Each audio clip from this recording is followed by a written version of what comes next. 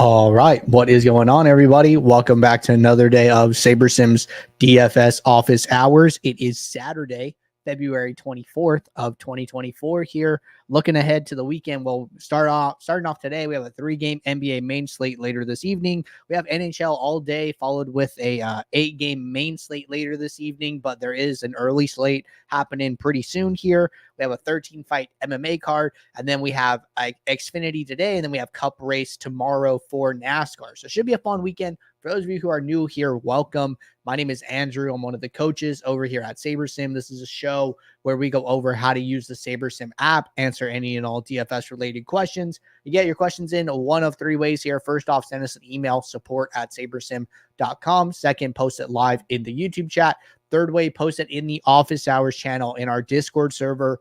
If you're not in our Discord and want to get access to that channel, there is a link in the description of this video. You'll also get access to our similar channels, individual sport channels, and you get access to the rest of the SaberSim team here. So can't say enough good things about the Discord. But with that said, we're going to get the app pulled up here. Appreciate you guys hanging out with me on a Saturday morning. Just a few questions to get us going. So if you guys have any questions, now is always a good time to get those in. But first one here came in from, I'm assuming, Florida Bear.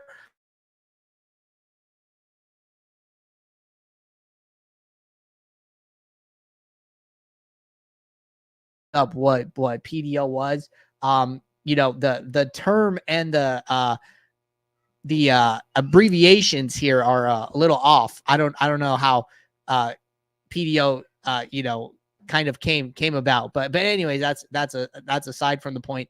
So the truth is, I don't know all the stats that are included in our NHL model.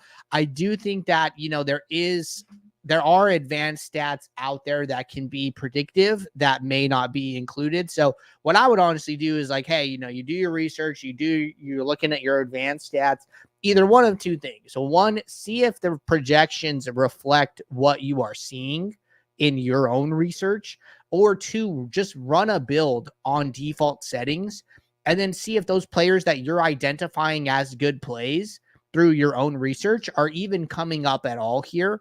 And honestly, one thing that I like to do, which I've done this more and more lately, is just take this approach of like, hey, when I think somebody has like a fair chance of doing well, I at least want to match ownership. That way, if they do well, hey, at least I have as many shares as the field does on average.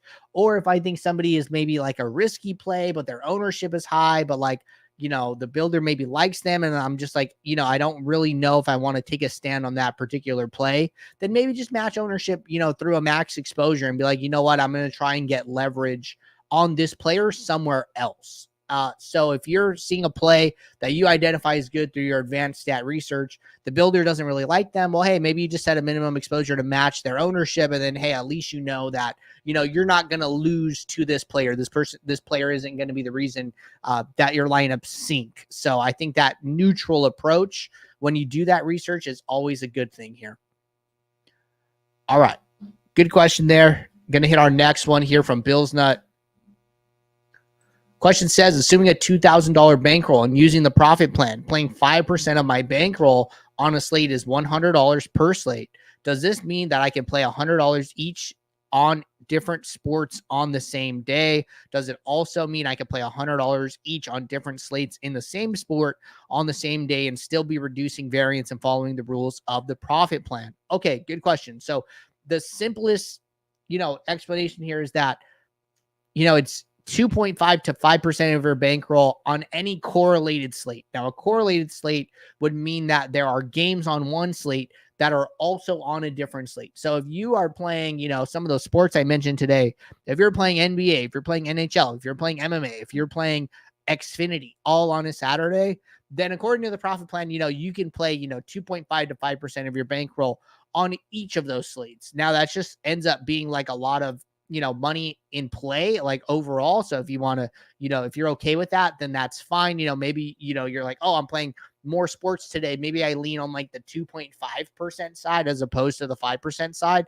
I think that's totally fine. Or, hey, you want to go 5%? Like, hey, that's totally your call.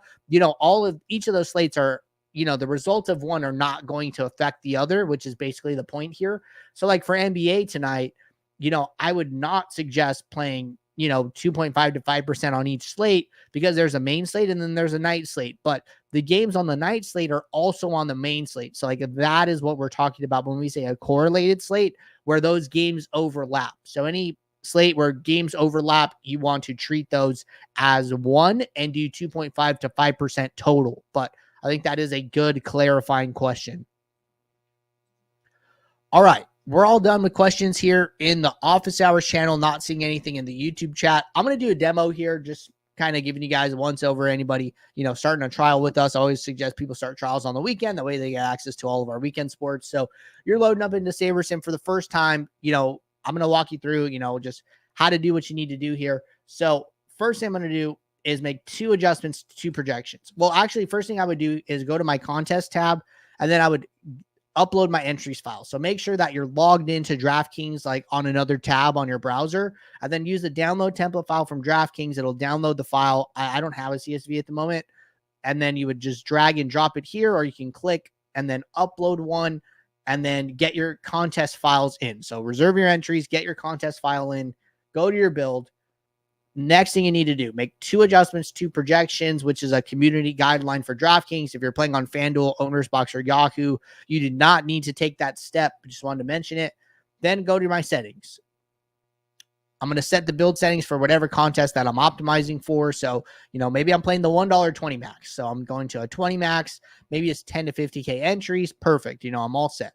So then I'm only going to build 500 lineups for this demo, but I would just build the number of lineups that your plan allows. So if you could build 500, build 500. If you build 1,500, build 1,500. If you could build 5,000, build 5,000. However many lineups you're allowed to build, always build the max.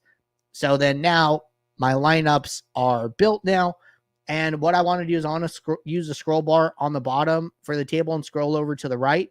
That way I can see a couple things. Exposures, pool, and leverage are the 3 big things that I really want to see here. Now, these will tell you, hey, what players do you have a lot of in your lineups? What players are you taking a big stand on, etc. here. So one thing that I'm going to do right off the bat. So if you're on like standard or pro, then I would stick with SaberScore. If you are on one of the ultimate plans, then you can have access to the contest sims. I am going to go and create a contest sim. So you could either do this from the list in my contests or all contests. So say I'm playing, we said the $1.20 max. So let's go max entries, 20. Okay, $1.20 max right here. If I right click on the contest, I have this add contest sim pop up. It will autofill all the correct information and even give me the correct set of field lineups. So I'm going to hit save, go back to my build.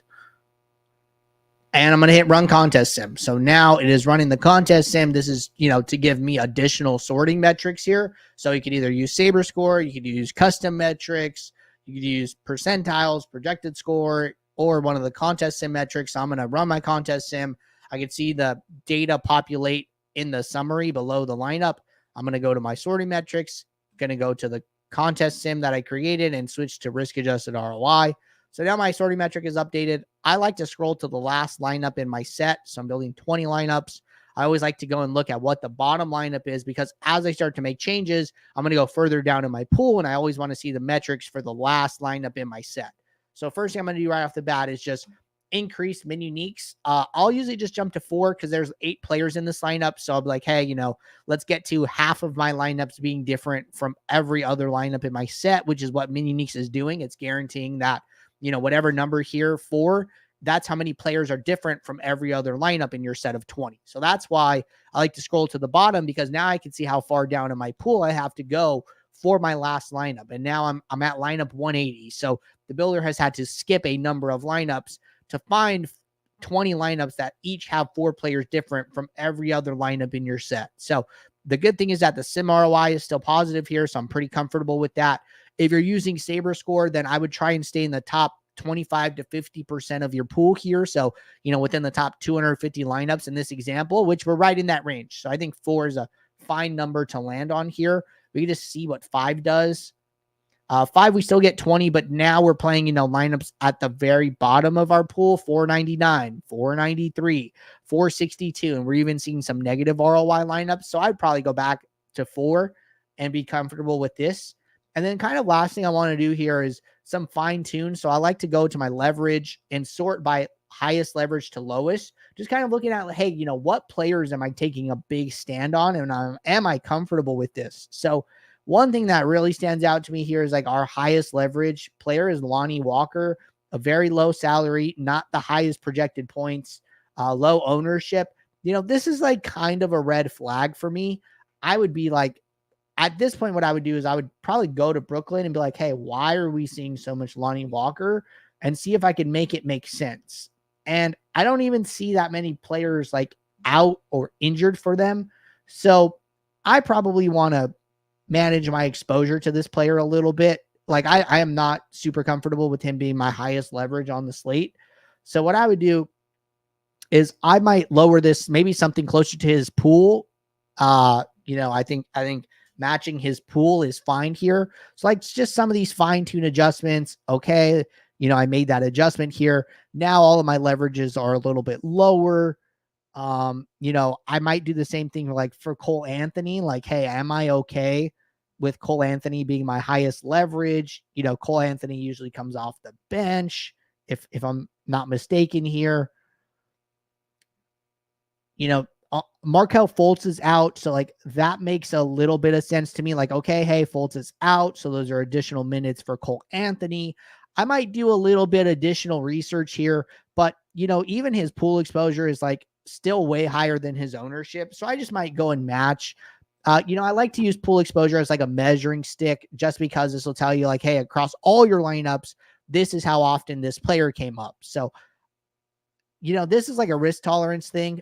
And, these are just decisions that I'm comfortable with. Maybe you have a different opinion and you want to go a different route. So at this point, I'm pretty comfortable with what I'm seeing here as far as like some of the people that I'm leveraged on, some of my highest exposures. All of this looks like a little bit better to me. So you can see like I use min uniques to get most of the way there, get 90% of the way there and with my exposures. And then the last 10% is me making some fine tune adjustments to just 2 players here, right? And I have 32 players in my player pool. Some very small minor tweaks here just to match my risk tolerance.